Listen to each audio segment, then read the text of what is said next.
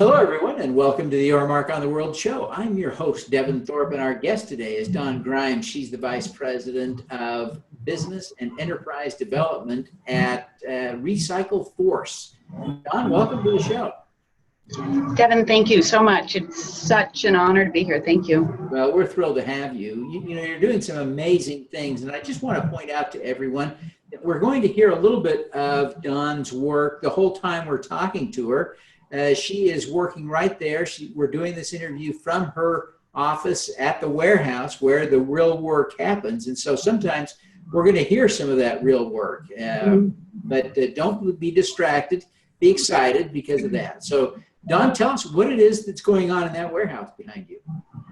Well, we are an electronics recycling facility. So what we do is we provide our customers with assured destruction and recycling of retiring IT equipment and of electronics that are coming out of retail stores that are overstocked or that are being recalled or that are damaged, that kind of thing. That's the business side of what we do, and then the social side of what we do is that all of the people doing that work are people who have a history of incarceration and who are moving from that back into society. And what we provide them is with transitional employment, training, and a whole host of soft skills and supports to help them level out the trajectory to get from where they're coming from back into society successfully. So that's what's happening back there. Well, it's great work. It seems to me there's a social and benefit on both sides of the business because the careful and proper recycling of these electronics is vitally important to the environment, isn't it? Yes, it is, absolutely. And there are a lot of people who don't do it well, and then there are those who do. And it's not an easy business, but it is absolutely something that is essential for our environment. We've been putting a lot of stuff in landfills for a long time that doesn't belong there. So Give us an example. What are some of the components in the electronics that really shouldn't be recycled and why they shouldn't be? Well, probably, or why they shouldn't be in landfills, why they should be carefully recycled.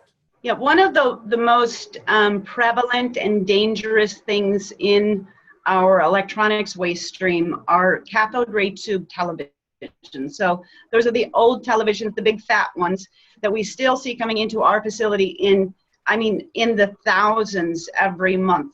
Inside of those is they're made of leaded glass and regular glass that are together, and then inside of that vacuum tube there are a lot of there's mercury, there's phosphorus, there are all kinds of things that don't need to be in landfills. Primarily it's the lead though and the glass that can leach into groundwater and into the ground. So that is what our biggest challenge is right now, is how to deal with that leaded glass. We send it to a smelter where it's melted down and for reuse, but there are very limited uses for that kind of glass. So that's one of the big ones. Yeah, wow, that is a great reminder of how important the work you do on that side of the coin is. Now let's talk a little bit about your workforce. How do you source and staff the team, and how do you help them prepare to move past working for you? So we're really unique in the way that employees come to us. We actually are, in many ways, we're an extension of oversight for the government. So people coming out of corrections quite often anymore are not coming straight out in that they're done. Most come out with some form of probation or parole.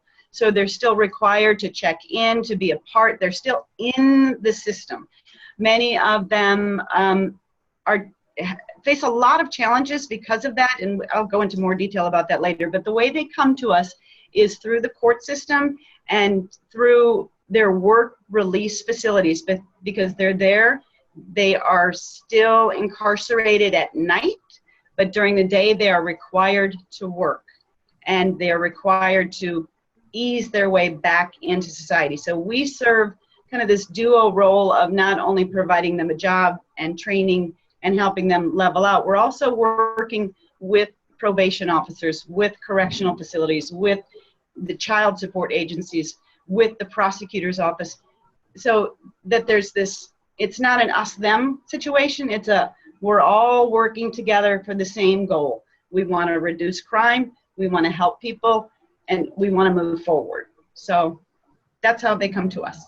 And so how do you then help those folks as they come through your workplace to prepare for the next job? Because I presume for most of them, this isn't their career objective. And so most of your people are probably working for you during probation and not long after, but maybe I'm misunderstanding. Well, we are a transitional jobs program, so most of the people coming here are here for anywhere between 4 to 6 months. We have some programs that are a little bit shorter, but that's the normal duration of the time that they're here. While they're here, they will receive 17 different OSHA industry recognized trainings that will help prepare them for any kind of work in a warehouse. So that would be one industry.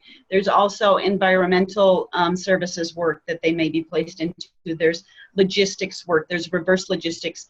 But what they're learning that's the higher level skill. They're also learning the soft support skills.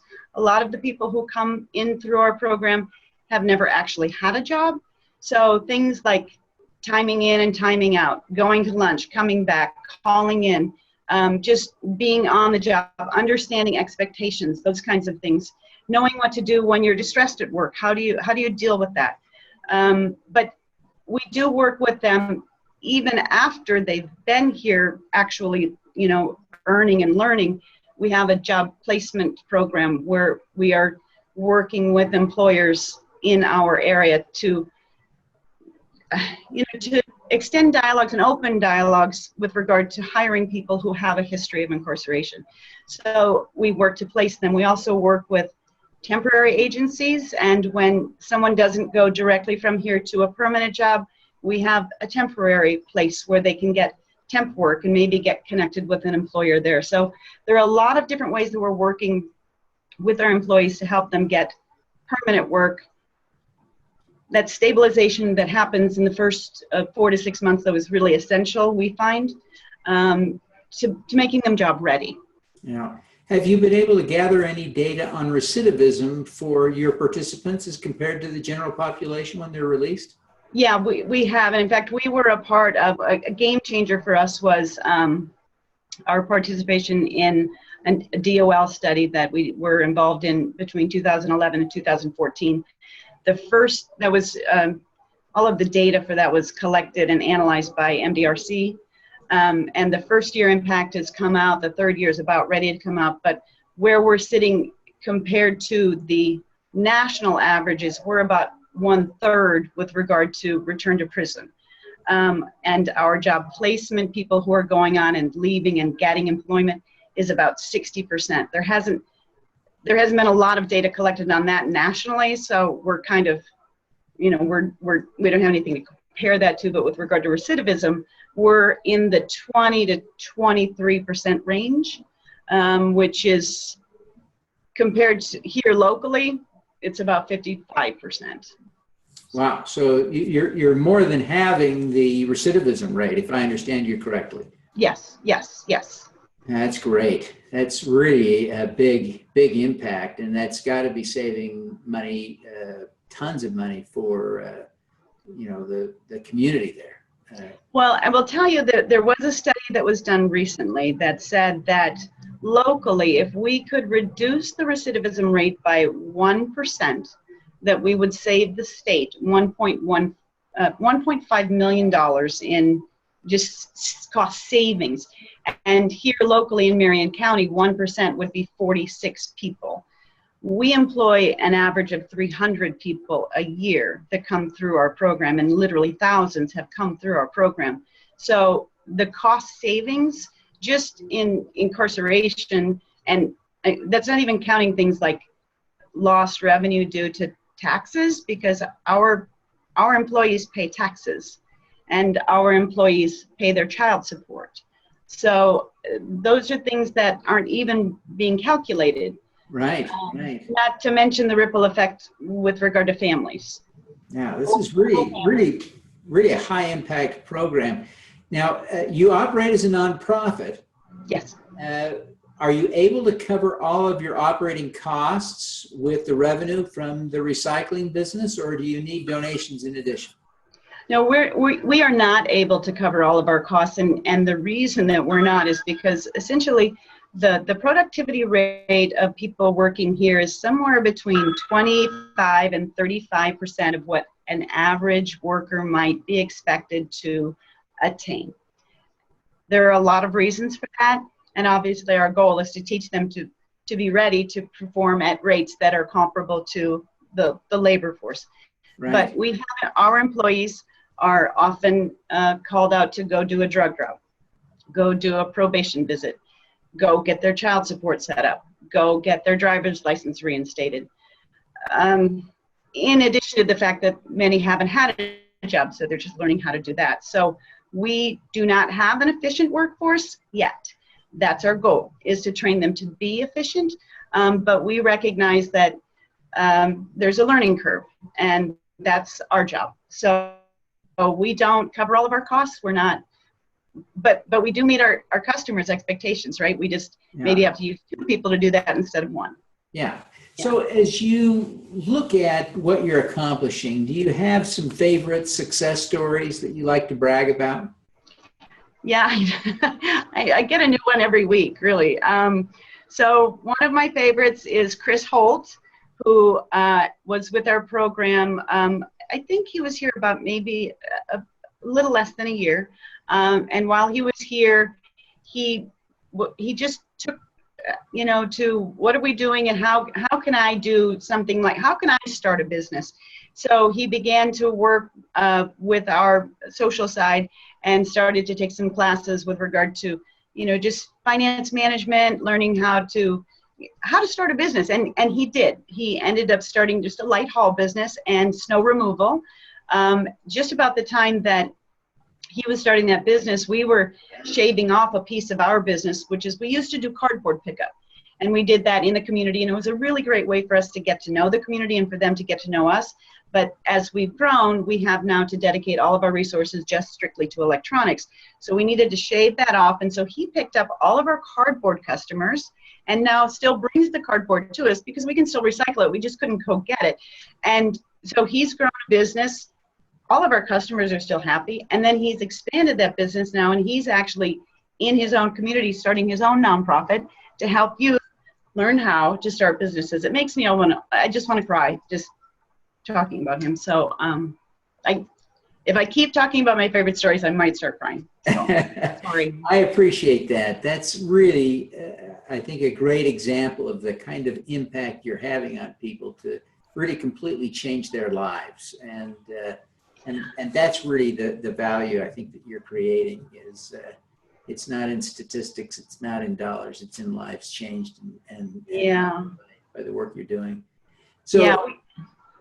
I'm sorry. I was going to say, the one thing that we also do that sort of impacts our efficiency is that we really do work to get our best workers out the door. So all of the people who we've trained to be really, really the best are the people that we're saying to the most, hey, it's time, you really are ready, go. And so because our permanent employees, the 15 who help us with our transitional employees, they've all come up through our program. They're our peer mentors, and they're our supervisors and our managers. So they know what it's like, and now they work with us, and they're giving back in the same way. But many of them can earn a lot more money. And when they do leave, it's sad and it's happy, Yes. Yeah. Yes. Now, are all of your transitional employees men, or do you have some women there as well? Oh, no, we have women. Yep, we have women. And we have positions, my CRM, my customer relationship manager, who's like my right-hand woman, she has come up through the program. Wow, I mean, I couldn't do what I do without her every day. And she could be making a lot more. So I know she's going to leave me one day. So, yeah. Yeah, that's great. Now, I want to ask you just a couple of personal questions to get some insights about what makes you tick. But first and foremost, I want to know, you're doing something so admirable. Clearly, there are hundreds, if not thousands, of people who really look up to you as a role model. But who do you look up to as a role model? Well, you asked me to limit this to one person, and I'm going to limit it to this is who comes to mind when I think of who do I look up to and who do I rely on, and it's my siblings. I'm fortunate. I'm one of 5, and there are 4 who are constantly there for me. I have, and they're successful in their own right, and if I need help, they're there to help me. But also they've come from a place that they came from where I came from, and it was a little bit of a long climb. So, and they're making it. So I would say that my heroes are my siblings. Oh, that's great. I don't know that I've ever had anyone, and hundreds of times I've asked that question, they've ever called out their siblings. That's great. Now, you have made quite an interesting career shift. You were an on-air reporter at one point. You've done lots of interesting and great things. How did you end up here? Why is this now what you're doing with your time? I would love to be able to say that I chose this, but I mean, it chose me, and I'm fortunate. I'm very fortunate. I feel as though what I do here takes a little bit from every job that I've had. I do tell that, part of my job is storytelling and, telling our story. And that's what I did before. And part of my job is I was in the Marine Corps, and part of my job is, I got to be tough sometimes here with our guys. And also teach them discipline and teach them esprit de corps. I didn't look for this job, but all of the stars aligned, and when it came to me, I just knew that this was where I was going to be for a good long time.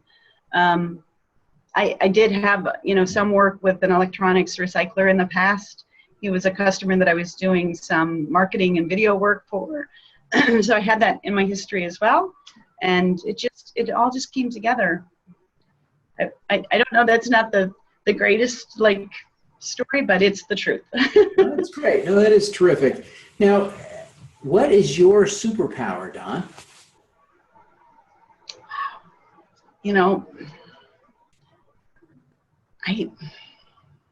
I would say, I guess it's agility and the ability to adapt and overcome, and probably maybe there's a chameleon aspect there. I can be a Marine or a television reporter, or I can haul a TV, and I was doing that this weekend.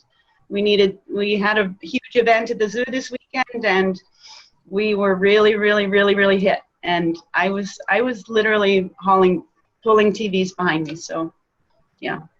I guess I love it. I love it. It's that great agility to do so many different things. I would love to have seen you as a Marine. That you are not the stereotypical Marine, and you may know this, but I think you represent the Marines very well. Thank you. Thank you. We're thrilled that you would take the time to be with us. Before you go, Don, please take a minute and tell people how they can learn more about RecylceForce and how they can connect with you personally. Okay, so our website is RecylceForce.org. We're also a part of the Impact Recyclers Network, which is a larger network of nonprofit recyclers, electronics recyclers. So you can find out more about potentially other organizations, maybe closer to your own area, who do the same kind of work that we do. And I'm on Facebook and LinkedIn, and LinkedIn under Dawn Grimes. That's my name. I would love to connect. Love to. Great. Well, we're thrilled. Dawn, thank you so much. We wish you every success in recycling the world's garbage in a safe way and recycling lives back into the great people that they have the potential to be. Thank you so much, Devin. It's such an honor to have been here. Thank you. All righty. Let's do some good.